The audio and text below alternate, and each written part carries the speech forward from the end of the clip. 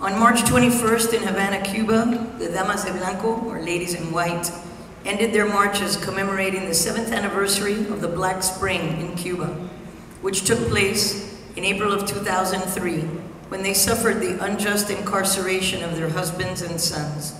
Since then, these valiant women, dignified and united in the pain of being forcibly separated from their loved ones, have been fighting for their release.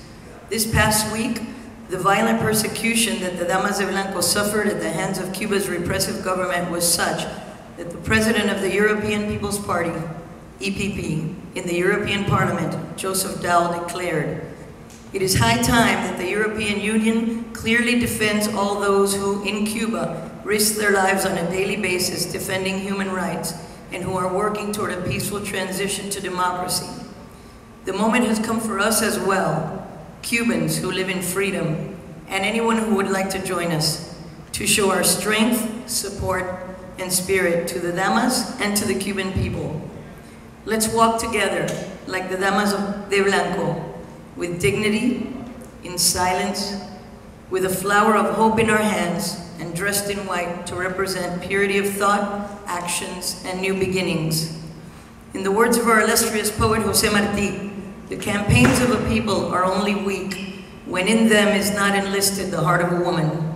But when a woman is shaken and helps, when a woman, timid and quiet in her nature, cheers and applauds, when a woman, cultured and virtuous, anoints a deed with the honey of her love, the deed is invincible."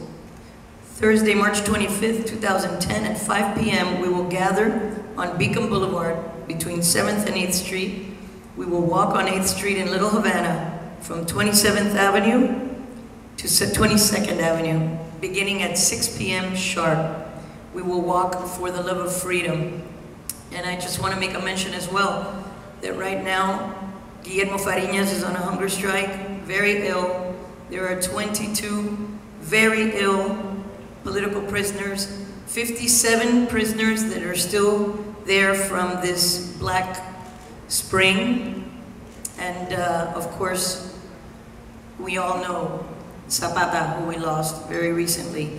I think it would be a crime for us that are here, Cubans and non-Cubans alike that live in liberty, not to take the opportunity at this moment in history to come together and show them that we care, that we are all united regardless of however we may think it should happen. We are all united in the love and the need for a free Cuba and freedom for the Cuban people that are enslaved right now on the island, and most especially the political prisoners.